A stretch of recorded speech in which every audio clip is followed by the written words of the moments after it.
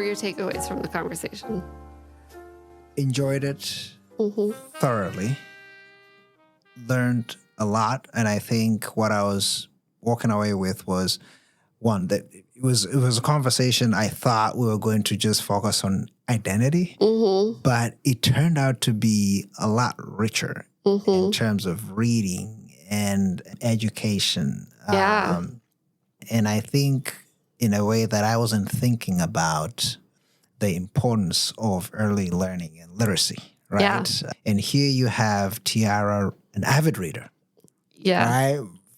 And then I thought, oh, there's so much more that we could talk about, right? So much breadth in terms of the areas that she could go to, right? There's education, there's philosophy, literature. So she is really broadly read. And even though she is choosing to go, into social work, right?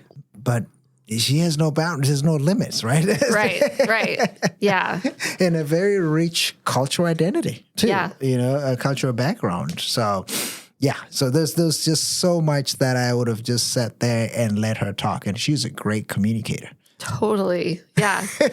And she's young. She's only like 19, but she's just full of adventure and life and curiosity. And yeah, I was thinking about just that subtle emphasis that we were starting to tease out of between her passion for social work and geriatric care and the kind of care that she's working in now that's giving her like a focus for her own profession.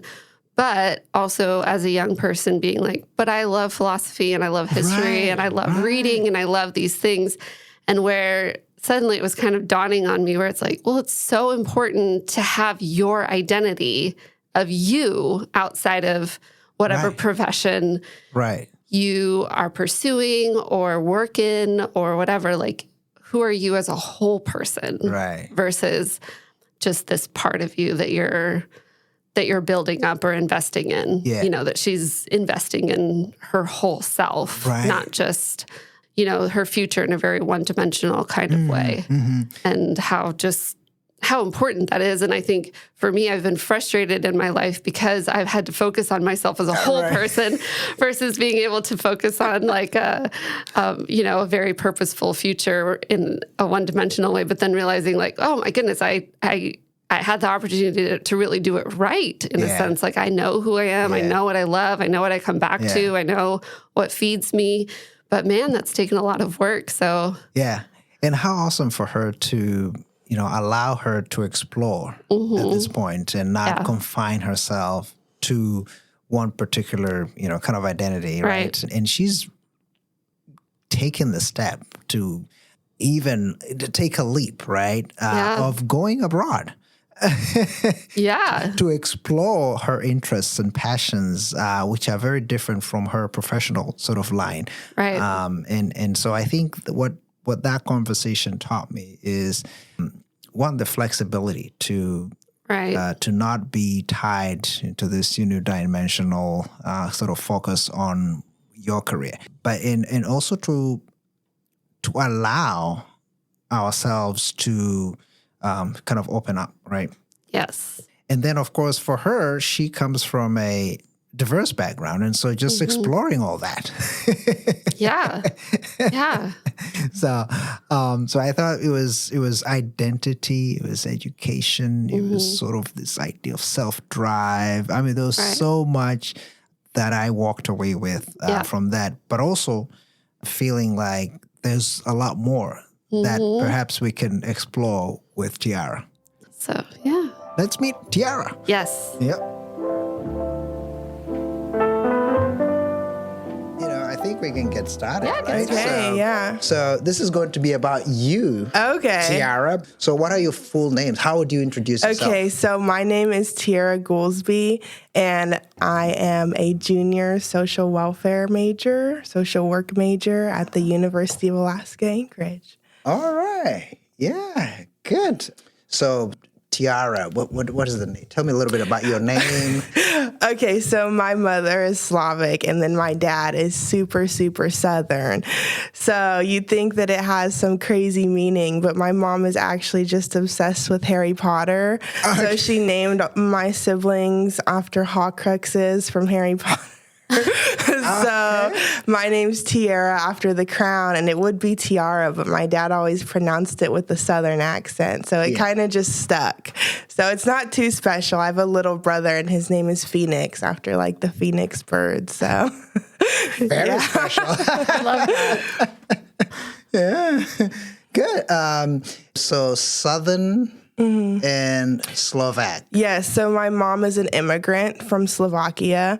So she came here when she was 26 and getting her master's degree in behavioral psychology.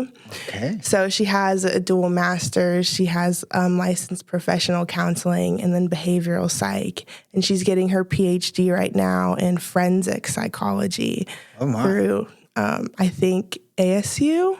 But she's doing it like traveling, doing the back and forth travel right now. So yeah, pretty cool. Yeah, that's really awesome. I don't think we've had anyone from Slovakia or with a Slovak background. Yeah. Not a lot of people from there come here because it's such like a closed off culture. You kind of stay in your area there. But my mom branched out and she always wanted to come to Alaska. She came on a work and study program. So she was a nanny and then studying here at UAA. She moved to Anchorage, which is really cool. Now she's in Soldotna, but yeah. Yeah. Cool. That's awesome. Yeah, I know just before you got here, we were talking about what you're planning to do, which is this summer going to Europe? Yes, I'm going to Rome. I'm studying abroad. I'm studying classical literature at the Foreign Educational Institution, I think it's called, in Rome, Italy. So along with taking my summer classes here, I'm going to be going there for 2.5 months. I'm leaving June 1st, and then I'm coming back August, I think 15th. So I'll be there for a good long while, which is exciting. Are you going with like other students? So so I'm not going with any students from here. I'm actually the only student studying abroad with this program from the University of Alaska. Wow. Which is exciting, but kind of nerve-wracking because I'm not going to know anybody there. But I'm traveling by myself. I just met like the girls that I'm going to be rooming with, so we kind of have had a little back and forth conversation. But other than that, no, I'm solo riding going by myself, figuring it all out while I'm over there. Yeah. Oh, that's great. Why Italy, though? So I have always been like crazy about Greek and Roman mythology and like Greek and Roman philosophy. So I was on the fence between Italy and Greece, but I had went to Greece last summer with my grandmother and we like kind of stayed there. So I figured I've never been to Italy, so might as well. My brother's in Poland right now taking summer study abroad for a month, and he's doing like the rise and fall of some empire.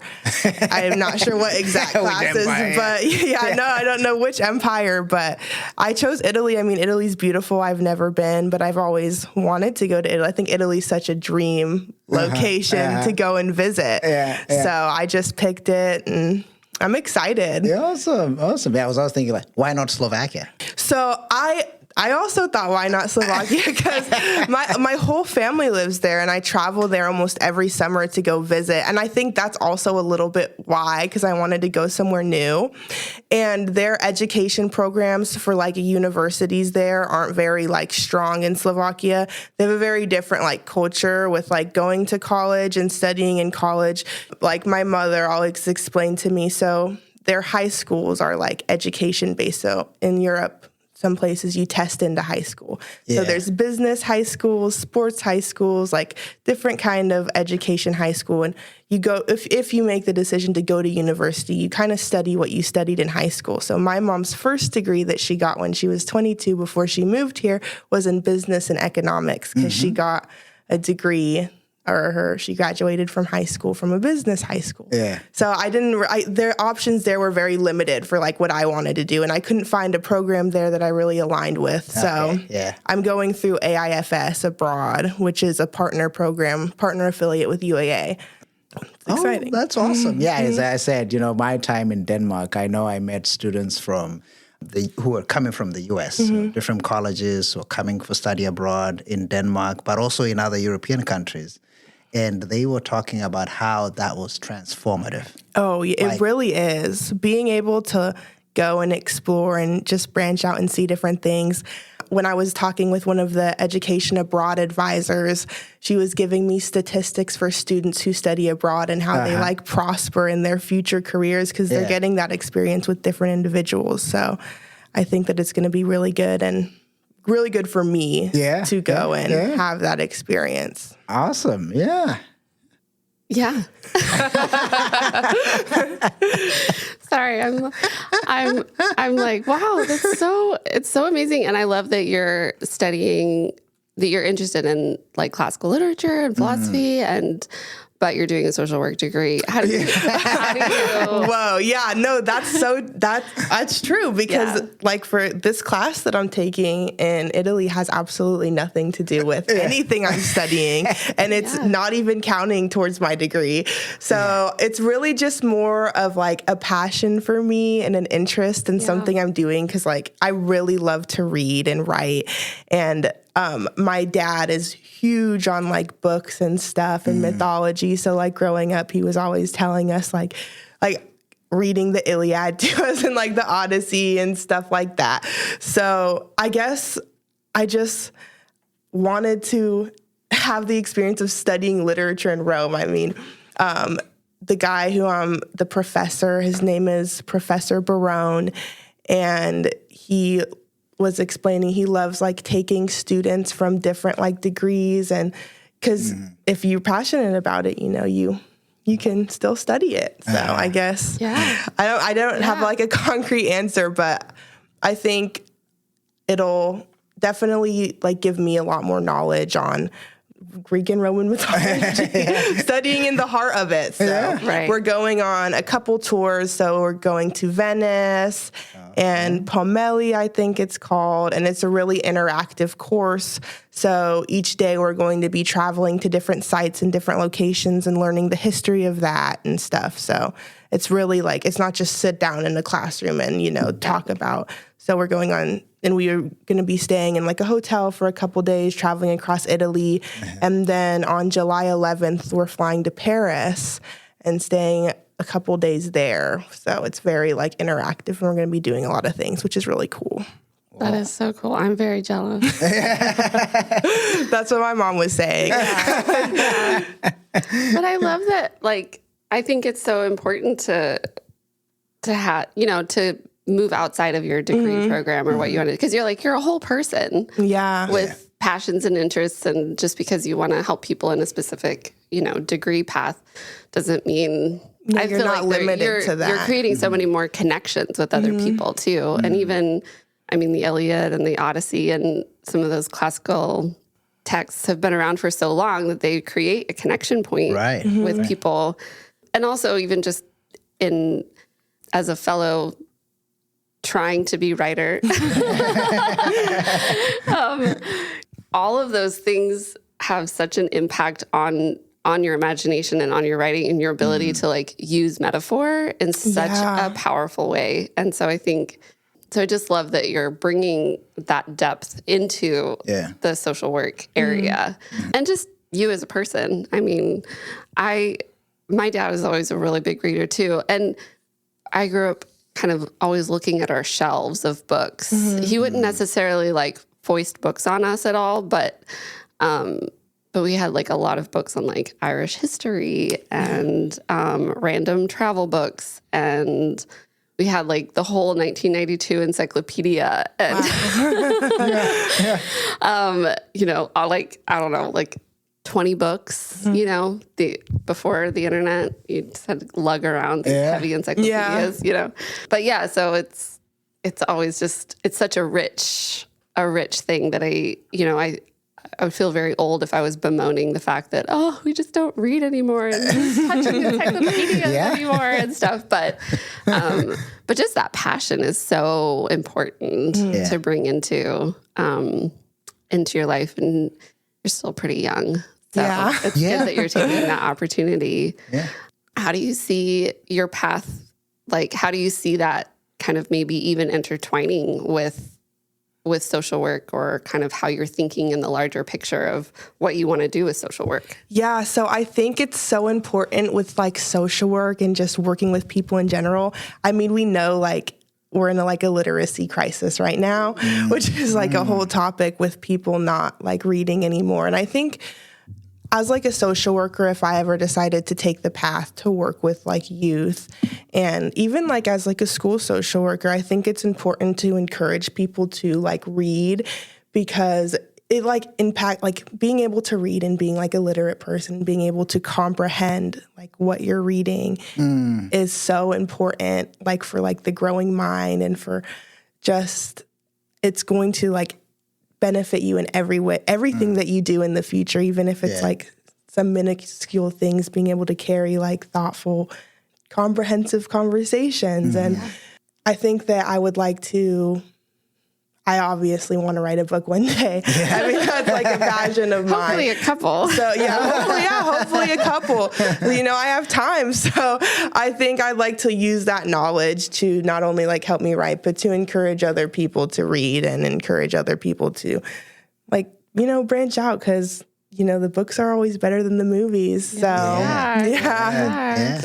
No, that's wonderful. I mean, it's, in this day and age, right? I like that you say there's a crisis. I wouldn't have thought of it that way, but but probably we're the crisis point, right? Not reading.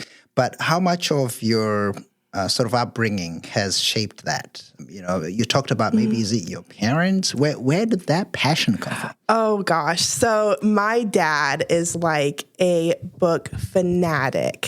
He has all these ideas and he loves to write. So I grew up watching him at his desk, writing and stacking his stacks of paper and all these ideas with these books that he's never like went forth and went to go actually publish and edit. So I like growing up around that. I think I can like compare myself to my little brother. So I have 5 siblings, but me and my little brother are the closest. And I developed such a passion for books and such a passion for reading. And you couldn't convince him to pick up a book because he was so sick of watching it and reading it when we were growing up. And like my dad always stressed how important it was to read and go out and find like the things that you like in literature and the things that you can connect with. And it helps you connect with other people, like you said. So it's something I really care about and something that's really important to me and just something that's like fun to me. It's a hobby and something that I really, I like spend so much time reading and at bookstores and finding different things. And I don't have like a specific genre that I stick to, I like to branch out and see different things. So. Yeah, I mean, thanks for sharing that, because I think when I look back at my own upbringing, I read a lot of like books in English, but English was not my first language. And that was because my dad, he was an economist. And so whenever he would travel, he would bring back whatever he brought. Wow. Like these in-flight magazines, Newsweek. I grew up reading Newsweek, Reader's Digest. So you're talking about the 90s. Yeah. My grandma had all of them. Maybe this predates your time, Tiara. But and so he would bring, Reader's Digest and all these magazines that really were helpful for me. And newspapers is kind of how I developed that interest to read. It was just reading generally. And then I also would turn into like doing crossword puzzles to help me build my vocabulary and learn English. And so there is a big role of, seeing our parents reading as a culture in the home. I mean, I'm one of 8 kids and many other kids. So, I mean, I wouldn't say the other kids were really drawn into reading as much as I was. But it does matter what you see as a child, whether you see from your parents or from those environments that, whatever is surrounding you, to build that passion for reading. And maybe this is something we can, as part of addressing the crisis, right? Yeah.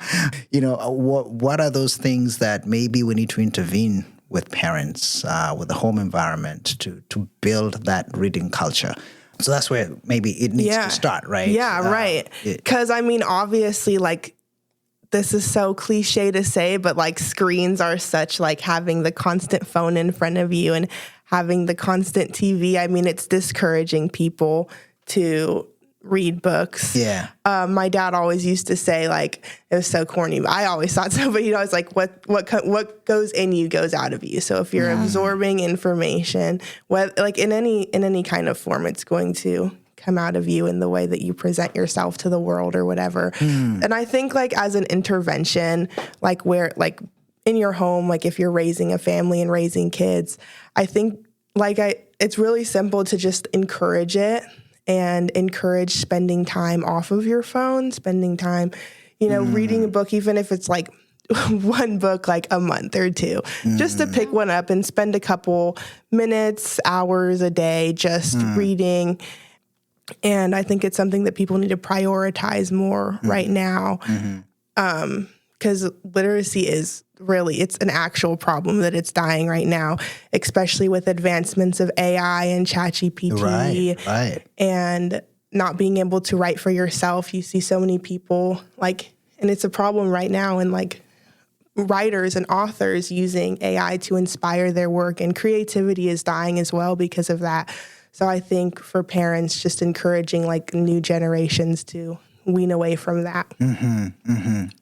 Yeah, it's an interesting. I've been kind of interested in looking at education, kind of the policies and stuff that have come down. And I was reading about how teaching reading has continued to change so much. And what we've, there's learning to read phonetically or sight reading and that in the past, recently, I don't know how long recently is, but in the past few years, it's been pushed for contextual reading.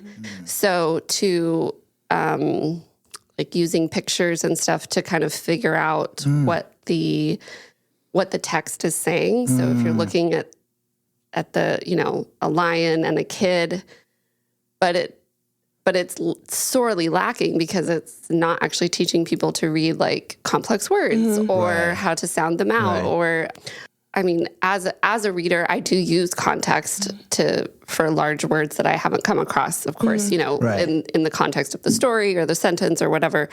But it's such an interesting addition to the problem of screens and movies and AI and all of this that we're actually haven't been teaching reading. We've just been teaching sort of so what would you assume that this story is about? And I'm not a teacher, so other teachers who are listening to this, we'll have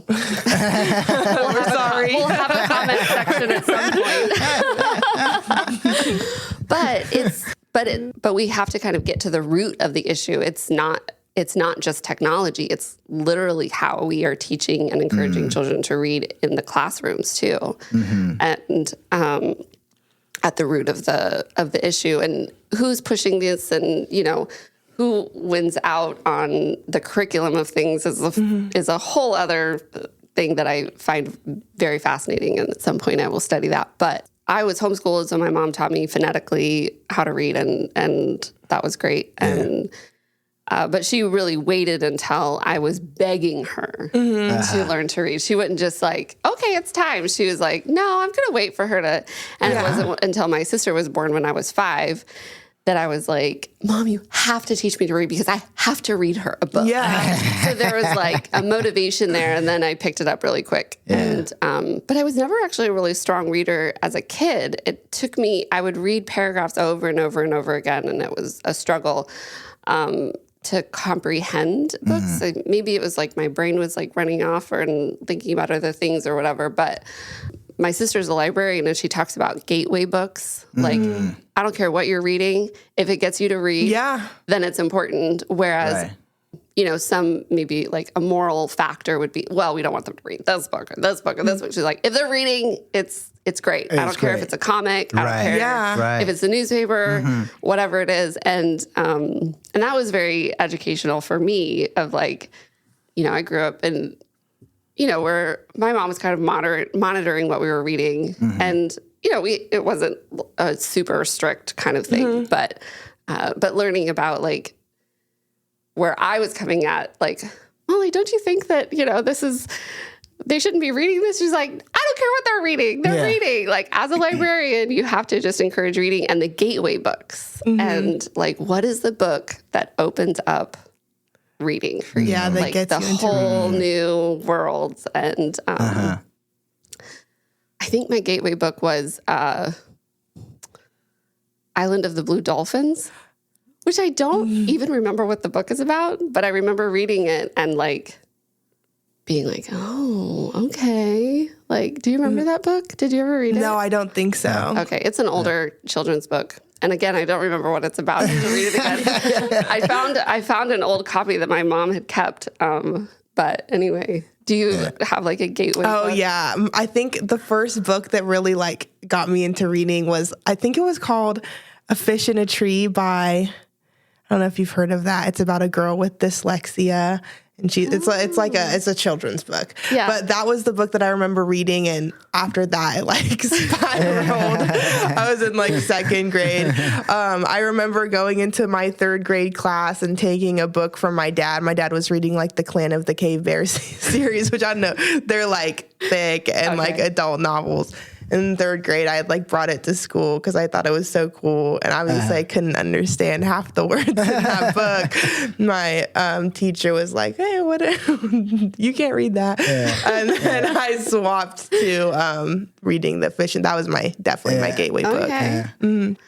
I wanted to ask you, kind of moving into more of the social work aspect of what you want to be doing. If you're not going to be a librarian. Yeah. So. Or a philosopher. I wish. If those still, were around, I would be. And then, of course, there's philosophers and philosophy majors. But so my plan is I'm going to finish my bachelor's and then I'm going to go into my master's. And I'm actually going to focus on geriatric social work, which I've talked about a little bit. Yeah. So working with seniors, I think generally like where I see myself in like 6 years from now, once everything is done or whatever, I want to be like a care coordinator, like a senior care coordinator. My first ever job when I was 15 was at an assisted living home, a nursing home. And it's called Sterling Silver Assisted Living. Shout out to Tanya if you're watching this. So she owns it, and she is an amazing, amazing care coordinator. And she does so much for the seniors within Soldotna. And it's on this hill, and it overlooks the water. And my original plan, what I thought I was going to do before that, like growing up, I always wanted to be just like my mom and be a psychologist and study psychology and do therapy, because I thought what she did was so cool. But then working there and like being immersed in that environment, I was like, this is what I'm going to do. Like, I know exactly what I was going to do. And I've known that since I was 15, since I started working there, that I wanted to be a social worker managing like seniors and their cases and their health care, because there's such a problem with what's going on right now. And it's not so much in those small towns where it's a big sense of community, but in like bigger areas like this, they kind of get like swept under the rug, and the issues with seniors get swept under the rug, and their care plans are really like strewed. So yeah, that's what my kind of plan is. I think eventually I have this idea that I want to go to law school and study law, but for right now, that's like my 10-year goal. Maybe I'll go to law school one day. Yeah. Oh, that's great. And so maybe that's a good lead into the discussion around Medicaid. So talk to us. Wow. What Yes. Okay. That's exciting. So your job now, So right? my job, we're getting into it. So I am currently a PCA, but I have done so many different healthcare, not so many, but I worked on the ambulance for a while. So I'm a certified EMT in the state of Alaska. I did a lot of volunteer work. I was never like hired on by the fire department because that's difficult. And then I was doing that at the same time that I was working at an assisted living. So when I moved to Anchorage, I started working as a PCA under Homewell. So they're a company here and they're a branch off of Medicaid. So they offer PCA services, and to get on them, you have to have either Medicaid or Medicare. And with the issues with Medicaid, that's a whole like spectrum for it. Like insurance is so like such a discussion topic and such a taboo topic sometimes to talk about, like your opinions on that. But from my experience, like one of my first ever clients that I worked with one-on-one, because as a PCA, it's different from a nursing home. You're going to their house, you're spending all day with these people. Like you learn about them, their struggles, their life, their children. And one of my first clients was a lady who had fallen down the stairs, and she was 72 years old when she fell. She was living by herself. She's divorced, and she's walking up one day and she fell. And she had been a nurse for 44 years, and she was recently like retired and all this stuff. And that completely like ruined her life because so she made just enough money to not be on Medicaid. And when she ended up going to the hospital, she could no longer live like on her own. She needed constant assistance. And she ended up being moved to an assisted living, which she couldn't pay for because it was expensive, or her Medicaid wouldn't cover living in an assisted living home, or she didn't have insurance because she couldn't get on insurance. So she had to drain all of her assets and pay for an assisted living out of pocket for 4 years before she could get on Medicaid to pay for her assisted living home. And now, like so she's older, and she recently moved back out of assisted living home because she got the clear to like live on her own after physical therapy. But even now that she's eligible for Medicaid, it barely provides like the bare minimum for her. And you see that it's really sad because you can only afford your very, very basic necessities. Right. So just food, water, clothing, and rent. And working for Medicaid and like understanding the policies now in the state of Alaska, you're capped off as a senior at $1,845 a month. And that just got reset, I think like 3 months ago, maybe. Because this is new. It used to be above $2,000, but the eligibility requirements just got stricter.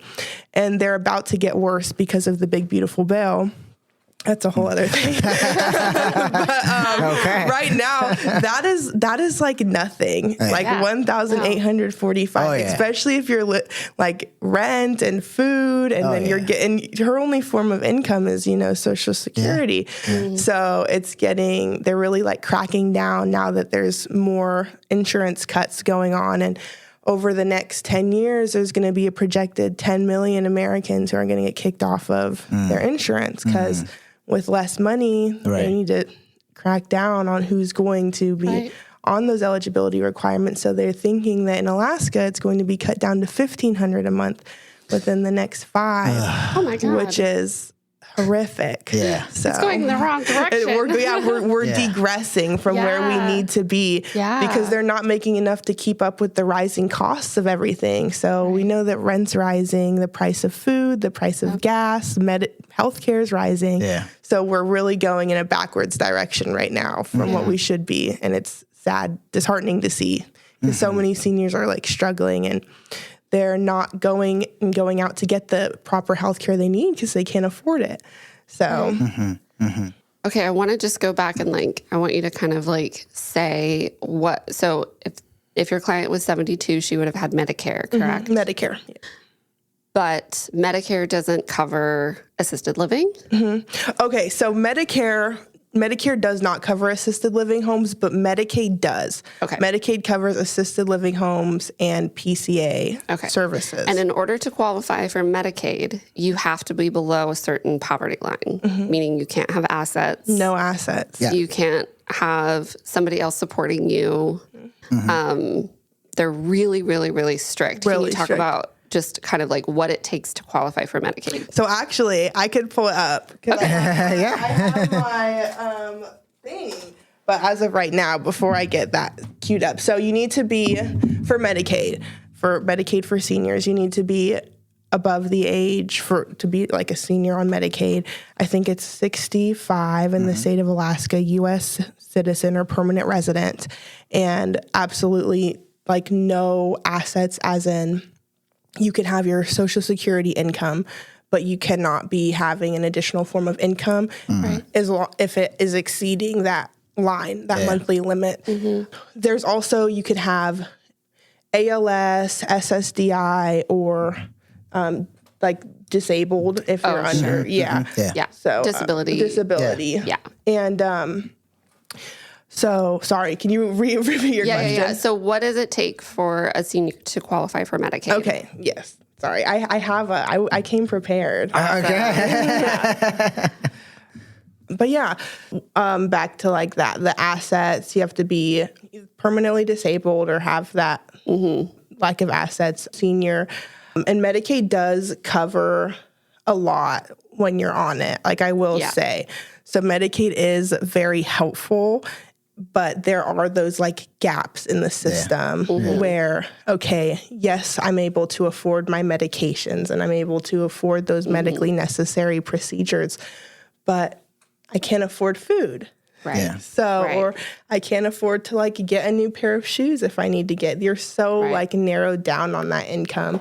And the assisted living home I worked for, we saw a lot of like Medicaid, because you could do either private pay or Medicaid for that specific assisted living home. And you saw a lot of clients who ended up getting kicked out of the assisted living home because one example I can think of is I took care of a man who had a house, and that was considered his asset. He couldn't live, but if he didn't sell his house, he was going to get kicked out of the assisted living home because he could technically, that's his property, and it was fully paid off. And so they ended up, his power of attorney ended up selling his house and like all his property and everything he owned. Right. Which is just. But then it's like you have to liquidate that money. You can't keep that money. You have to be poor enough. Poor enough. Yeah. Like on the books poor. Yes. You have to be below the poverty level. Which to get your basic necessities. But then you can't afford the other basic necessities. Yeah. The system is designed to keep us poor. It's designed to keep the poor people poor. And I know you've been talking about, interest in philosophy and so on. There's some moral, ethical questions here. Yes, a lot of So we still need philosophers. It all goes back to philosophy, like who's the deserving and who's not deserving. And the system it's a cycle, because once you get trapped in it, you don't have a way out. And especially as a senior, and if you're a disabled senior specifically, you really you can't escape that what you're getting yourself, what you're being put into situation wise, because aging comes with a whole lot of health issues that are going to be developing, and healthcare is expensive. Healthcare is so expensive in America, and if you're not already on Medicaid, you're going to end up there paying for your medical procedures and medicine. So. Now with Medicare, you can have a supplementary insurance, correct? Yes. You can have Medicare and Medicaid. You can be on both. So, and if you are on Medicare, and you are eligible for Medicare as well, it's intended to fill the gaps. So, but then there's still that. But then, what does Medicare cover and not cover? So, keep talking. I'll pull it up. Your laptop here. I did. I wish I would have taken notes, but I was. Tiara and I were in a social welfare class together, and that's how she and I met. And she, for her final presentation, she did it on Medicare and Medicaid. And so I asked her to bring her laptop. All right. I got it. So there are 4 parts of Medicaid. It's called Part A, B, C, and D. So of Medicaid or Medicare? Sorry, Medicare. Yeah. Okay. So Part A is the hospital insurance, which doesn't require a monthly premium. And The eligibility is to be 65 or older, a U.S. citizen or permanent resident, or have disabilities such as SSDI, Lou Gehrig's disease, or end-stage renal disease. So Medicare, there's the coverage structure. So for hospital insurance, it's going to cover your inpatient hospital stays, your nursing facilities, and hospice. And this is premium free. And then there's Part B insurance, which requires a monthly premium in the state of Alaska for around $200. So I think like the exact number is like $202. And that's going to cover your doctor's visits and your outpatient care preventative services. And then there's the Advantage plans. So that's offered by private, like Medicare companies. And that combines your Part A and Part B, but it can also include like prescription drug coverages. And then there's the Medicare specifically for prescription drug coverages.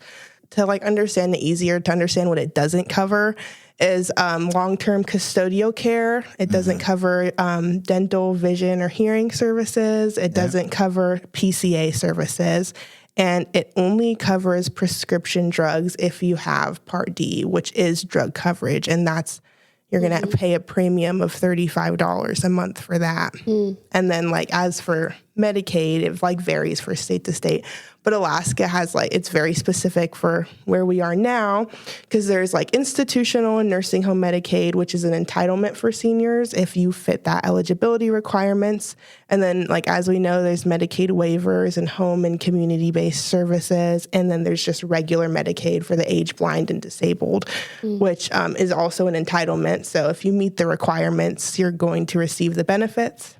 And like, I wrote, I'm just reading that part. While regular Medicaid's not long-term Medicaid, some long-term care services such as personal care assistance or like adult daycares may be available. So, and like I wrote the actual like income eligibility. So for a senior 65 and older to qualify for Medicaid, your countable income must be below $1,845 monthly in Alaska. And as a couple, it needs to be below $2,901 if you're married.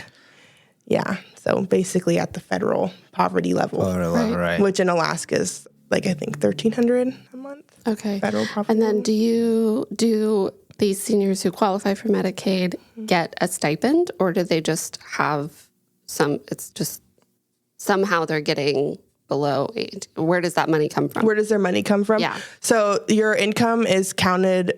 Your counted income is what you're getting from Social Security or the stipends. Yeah. So, okay, if you pay into Social Security your whole life, you're still only getting like $1,800 a month? Yeah. Yeah, basically.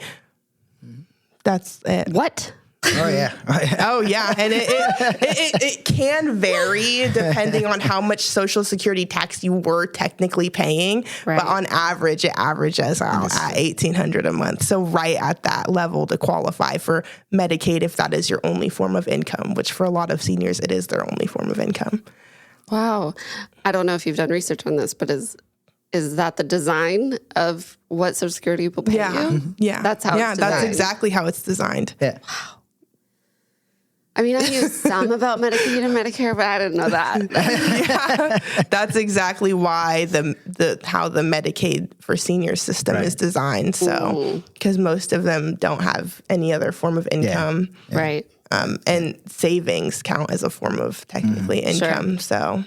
So it doesn't matter if you save. No. If you get disabled, you're still. Yeah. And that was the problem with the client I was talking about. Yeah. She had to all that money in her Right. savings, which is why she wasn't eligible, even though she wasn't currently working. Yeah. Before she could be eligible for Medicaid, she had to liquefy all of her savings down and get rid of that. So. Yeah. Wow. Can you just buy like $40,000 worth of gift cards? I mean, that's smart. I've never thought. I don't know. Maybe, but a lot of people have, some gas. Like a lot of people get around it by like kind of like putting it in a trust or like giving it to family members or finding a way to like get down on that money, Right. Which you shouldn't have to do. So no, you shouldn't have to find somebody who knows how to like. That information should be freely available and given as a first or second option for your assets.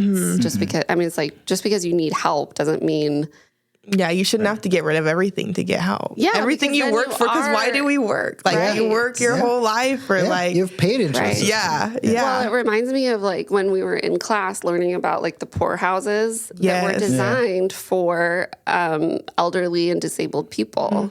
So it was like, well, of course you're poor, so you have to live here, and that's fine. But it's like, but if you could work, you had to work. Yeah. But then they got rid of them, but I don't think we replaced it with anything much better. Not it's like, really. Yeah, you can stay in a place, but you don't even get to stay in your own home. Like, that's, wow. And not to say how expensive PCA services actually are. I mean, in Medicaid and Medicare, they vary for how much care you... It's like, the system is crazy. But like, let's say you have VA insurance and they're paying for your PCA. Your PCA can't drive you anywhere. They can't take you out on outings. They can't take you to appointments. They're literally there to just clean your house. And so one thing, when I started working for the company I did, we got the whole like pamphlet. Okay, we give you your client. We're going to tell you what kind of insurance they're on, and that determines what you can and can't do for them. Right. So some insurance won't cover like if you need to drive somewhere. You have a lot of clients, you know, you're grocery shopping. They want to come to the store with you because they want to know what you're getting. But their insurance won't allow you to drive them anywhere or allow you to drive because they have to pay you extra for that. So it's really... Yeah. Is there... What insurance does allow you to drive them? I think Medicare... But Medicare doesn't fully cover the cost of PCA unless you're on hospice. So you can't drive them anyway.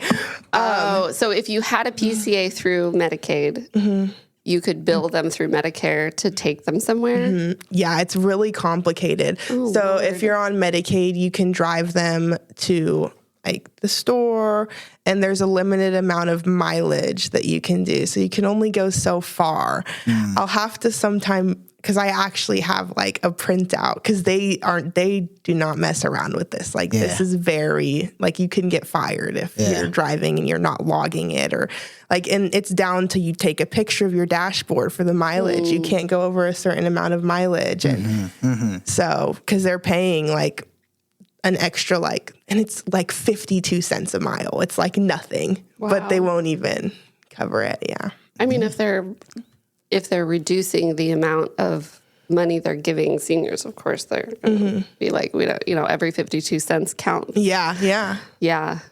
That's so crazy. Yeah. No, and I think the whole healthcare system in the United States, this whole discussion around, in a country so wealthy, right? The wealthiest country in the world, and the way we treat our seniors and we treat our people, and the healthcare system, which, of course, it's a privilege for those who can afford, right? If you don't have a job, you don't have insurance, right? All that. But there are other countries that do it differently. Yeah. And I bring this up because you are now talking about you're going to go abroad, you're going to travel, right? You're going to be in Italy, right? Maybe things different, I'm not saying, right? But there are places where these things can be done differently. The way we treat our seniors, the way we approach healthcare. What are some of the lessons that you have learned from your research in terms of different countries and how they do things and how they treat their seniors? So I think the biggest thing, is universal health care and free health care. Like, that's the biggest thing. Can we even talk about that? I keep trying to figure out a different way, and I keep coming back to that. It really comes down to, like, you see, and there are issues with universal health care. That can't be denied. I mean, there's 100% issues with universal health care and the way that they go about that in the countries that healthcare is free. But then you think, like you said, this is the wealthiest country in the world. So really, what is the American dream if you're coming here and you come here to work and you come here to have that privilege? Like, when you're old and you're a senior, like, you have nothing. So why? Yeah. So from what I've learned, and I have a lot of opinions on universal healthcare and the ways that technically that can be brought about, you see in different countries, like, for example, Canada. For their senior care, that's not even like a question whether or not a senior is going to be able to get the proper care that they need. Right. And it's not a worry. And I haven't done too much research on other countries. I know in Slovakia, they have a form of universal health care where you have like that bare minimum option to go to the hospital if you need to go to the hospital. But then if you're paying more, you can kind of have, because a big issue with universal health care is like the wait lists. And of course, because that's what people always bring up, but it's true. I mean, the wait list and not able to have like the provider you want and stuff like that. But so that still exists here and people aren't acknowledging it. Yes. I have an aunt and uncle who live in California somewhere. It isn't LA. It's not any of I can't remember where it is. But their wait lists for doctors, because so many senior people move to this area, it's insane. And for like a needed surgery, you're looking at like 4 or 5 months probably. Yes. And so I think it's important for people who are against universal health care and they cite wait lists that we have a lot of regions around where wait lists are a big issue. And wait lists are an even bigger issue for Medicare patients because not everywhere takes Medicare. And I know plenty of people over 65 who have struggled, especially here in Alaska, because there aren't a lot of geriatric doctors who specialize in geriatric medicine. And there are a lot of places that don't take Medicare. And so if you have a facility that doesn't take Medicare, or you have to already be an established patient, like you age into Medicare while still going to this one doctor. But do you have any experience with that? Yeah, like the wait list for... Oh, yeah, definitely. So whenever I was working in, the senior housing, we have like clients or residents. Like for the one I can think of off the top of my head is I had a lady who needed surgery because she has cataracts in her eyes. And they had her wait, about 4 or 5 months for that. And then there's also like the problem with Medicaid and Medicare only covering surgeries that they deem medically necessary, which gets into a whole nother gray area. But it's a big issue with wait lists here. And it's a big issue with wait lists here in Alaska too. And that does have a part to do with like what you said, but also because we have a limited amount of providers, especially in those like smaller towns like where I grew up. I grew up in Soldotna. So we have like 5 surgeons. Like it's a small town, and then you have to come up to Anchorage for those procedures, and you're waiting, and they are pushing it back and pushing it back. So I think that in order for that to work, there needs to be like a good balance to be found within like universal healthcare and fixing the issues for those wait lists. Yeah.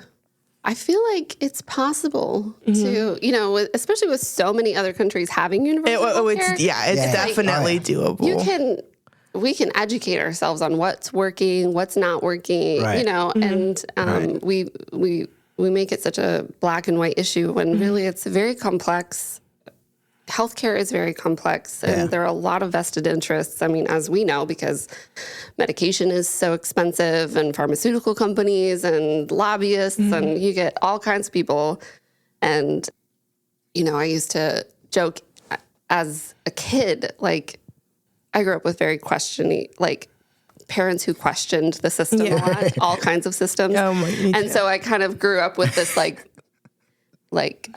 think a healthy skepticism of systems. And because I have a chronic illness that's genetic, I thought, there's no way they're ever going to cure this. They're making too much money. Yes. Every month I get thousands of dollars worth of medication at my door, and I'm going to need it, for the rest of my life. And they're working at prolonging life, but and it doesn't mean that they aren't, like, the CF Foundation has done amazing work on, reaching for a cure and stuff. But there are plenty of other chronic conditions like diabetes and stuff that they just mess with the medication and the costs so much that there's no incentive to cure it. Right. There's no incentive to cure it. I mean, diabetes has to be one of the most lucrative diseases to treat, not prevent, not, like our health, our food systems, like restaurants and our huge portions. And I mean, everything sort of contributes to that being like what you're going to end up with at some point if you aren't regulating yourself in some kind of way. And at some point we'll talk about diabetes later on in that's one of our topics that we want to talk about. But kind of back to senior care, like senior care has always felt like such a community thing, like to put seniors away in a home, and I understand it's like, because medicine is better, we have people living longer, which it is a good thing, but it also can come at a cost of quality of life, of, people being disabled for a lot longer, being in a situation of forced poverty for a lot longer and dependent. But, how do you kind of foresee, or what would be your ideal kind of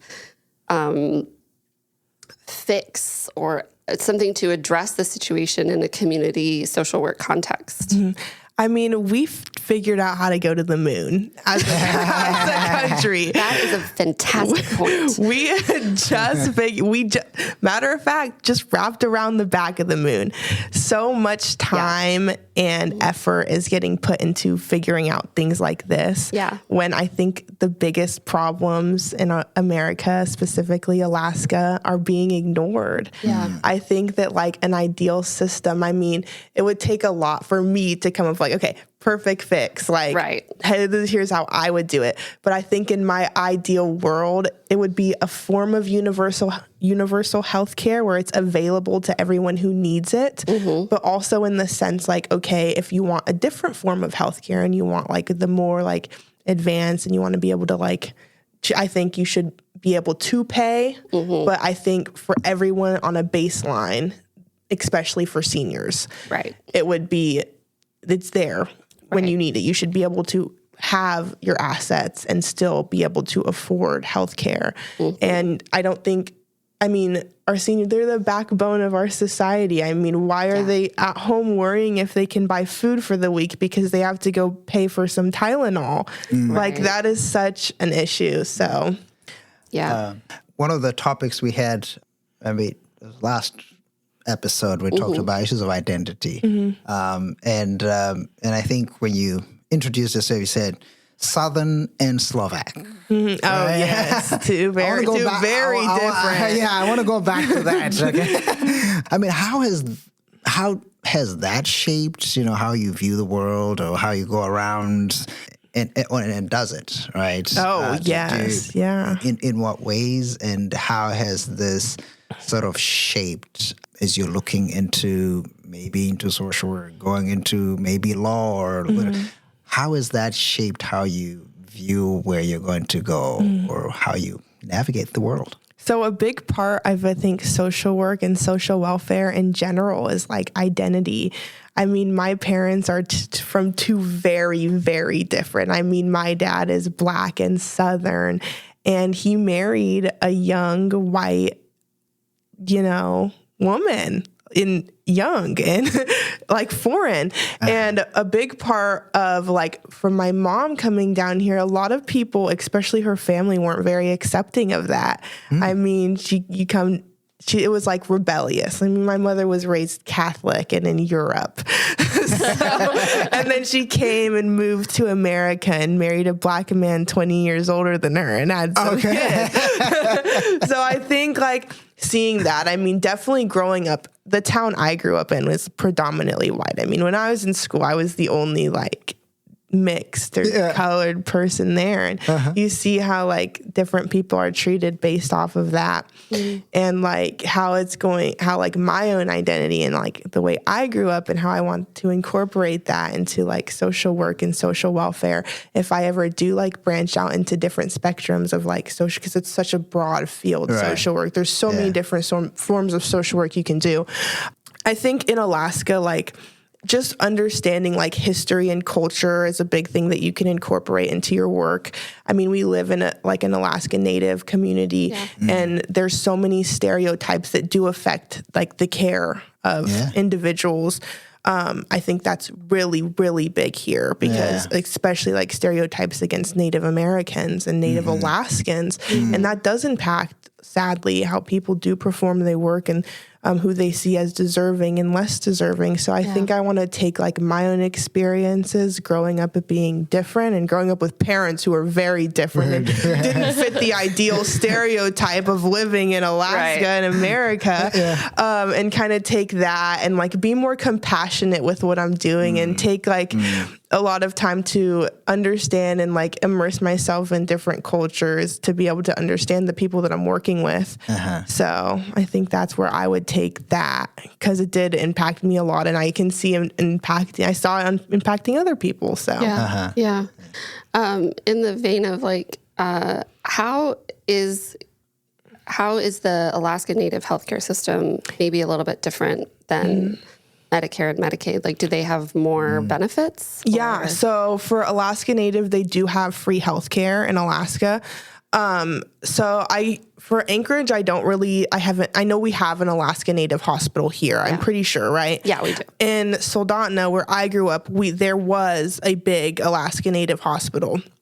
So they do have free healthcare, but I think personally, like I haven't done too much research on it, but from what whenever I was like working on the ambulance and working with certain Alaska Native seniors, their programs are like severely underfunded, and a lot of government in Alaska, I'll be picky with how I talk about that, but they say, okay, well, we're giving them all these things, and they were handing them out all these things. So they need to be grateful, and they're getting free healthcare and they're getting universal healthcare.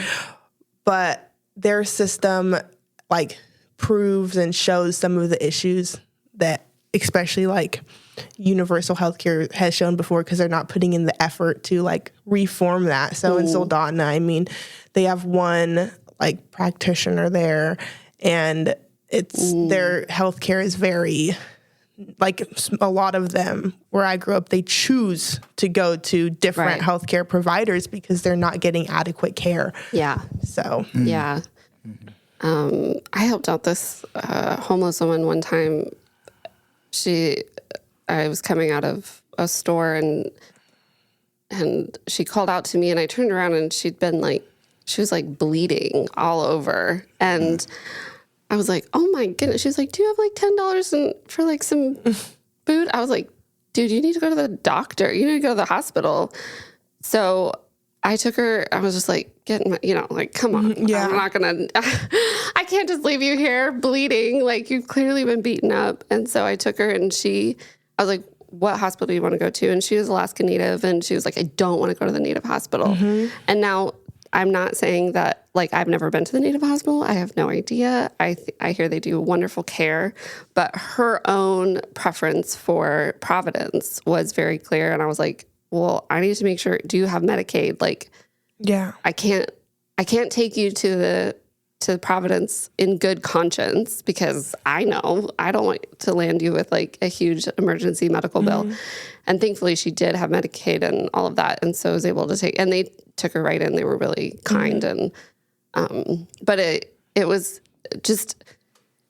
like, I don't know what her situation was, but she was just clearly had been, whether it's, and she is homeless as well. So I don't know what the story is on reoccurring, like seeing her a lot in the emergency room or not, but just my heart broke a little. Where it's like, you don't even feel like you can go to where you, quote unquote, belong. Yeah. Like, that doesn't have anything to do, I think, with like fellow Alaska Native people. And again, I don't know enough about the systems and the underlying racism and the underlying prejudice of all of the systems. But it's interesting to hear, like, like, how is the Native healthcare funded, and how is that system taken care of. And I think what you said was really interesting of just we've treated poor people like this and minorities, Black people especially, for centuries to say, you can have very racist abolitionists. They are well documented in history of not wanting a slavery system, but not wanting them in their backyard. Exactly. Yeah. And so it permeates everything, especially care, and care when you're so vulnerable. Yeah. Is, I think for me, one thing that I think of is like, okay, how can the community, it's important for the community to know about this, because obviously we're not going to see people who are shut away in their homes, who cannot leave their homes, who are disabled or poor, so poor that they just can't leave. Like, they can't drive a car, they can't get an Uber, they can't walk. It's not safe to walk. But like, what would you want the community to understand about this situation in a way that maybe encourages us to like get involved or check on a neighbor that we know is elderly? I think that we need to be more vocal about the problem, because a lot of people don't know. They're not educated because we're not really talking about it. And like you said, I mean, there are like abolitionists who like come from like it is like inherently racist in some forms, because like you see, like tracking back, like, okay, Emancipation Proclamation, why were like, they weren't voting out of, okay, I want like slaves to be free. It's like, well, you know, so, fine. Like, fine, okay, because they're expensive. So I would just like, for what I want, like, the community to understand. I think, like I said, I think we need to preach and practice empathy, because I think as a community, that's like the root of solving these problems. To solve them, first you need to care about them, and you need to like understand them and want to change. And I think a lot of people in Alaska specifically, because it's sad that Alaska Natives are treated like a minority in Alaska. And being more vocal about it and educating. I think in the college, if we did a better job of educating, because it is a real problem and something that needs to be fixed, something urgent. Right. This is my last question, but like, so as a PCA, you are prohibited from helping in certain ways. Like, you can't go above and beyond in your job. No, not at all. But what are ways that other people or volunteers can help fill those gaps? Like, if you're somebody who can't, like, based on their insurance, you cannot clean their house. How is that something that a volunteer can come and do? Yeah. So one thing that really like inspires me that we have in Anchorage that I have not seen anywhere else is like, we have our Meals on Wheels and our anchor rides, and like nonprofit programs like that are genuinely helpful. Like, I have clients who live off of Meals on Wheels. And I think as for that, like forming those kinds of like organizations to even, like helping just clean like like their house, because I mean, I do it sometimes. but like one good example, one of my older ladies who I take care of, she was having some work done on her, like, because she hadn't like needed to get her roof fixed because of the earthquake back in 2016. That like there's getting work done. 2018. It was 2018. Okay, it's 2018. Yeah. And there was like cracks in the roof and stuff. And there were two younger boys like in their 20s who were coming and doing that. And then she had a lot of stuff like packed away in a room, and just for free, like they came and helped her, and they just cleaned all of that stuff out for her, because they saw that she wasn't able to do it and I wasn't able to do it. And they like brought their trucks over, hauled all the stuff to the dump. And because as a senior, if you're living alone, it's really hard for you to clean like your house and so a lot of them are living in like filth and really like messy areas. So like just like coming as a community and helping in like those small ways. I think if more people volunteered for like Meals on Wheels and like services like that, it would prove to be very like helpful for our community. So there's still a lot of good happening. There is a lot of good. I will say it's not all bad. There is a lot of help and assistance in Anchorage, which I like. There's a lot of like, even with pro bono legal services, it's more here than I've seen anywhere. Awesome. Like, I really enjoy being able to help like some of my clients get on those, like talk to pro bono lawyers, because here there's so many. So there are people here that are doing an amazing job in that sense. Oh, that's wonderful. Yeah. That's so great. All right. We'll do our final question. The one we always ask. Question, which I feel like you are a prime candidate for, is what are you reading right now? Oh my gosh. Okay. What am I reading right now? Listeners, she just lit right up like a flashlight. I'm reading. Okay, so I just finished East of Eden by Steinbeck. Okay, wow. And I finished that yesterday. And the next book I'm about to pick up, I have like a TBR that's like longer than down to the floor. I think I was going to read The Persian Boy by Renault. So it's about Alexander the Great. And kind of like a classic. I just read some of C.D. Drew's little short stories, horror shorts. So they were pretty good. It was called Don't Let the Forest In. Nice. So yeah, I think that's going to be my next read. Okay. Awesome. Inspiration. Yes. Thank you. I know. Thanks so much, Tiara, for being here and for sharing all of your wisdom. For one so young, you have a lot of wisdom. Yeah. And I'm so excited to see kind of where you go. We'll probably have another check-in on this podcast at some point. Oh, yeah. This is Tiara 1. We're going to have Tiara 2 when you get back from Europe. Oh, yes. Let me know. I'd be so excited. Yeah. But yeah, thank you so much for being here, and we really appreciate it. Thank you. Thank you for having me. Yeah.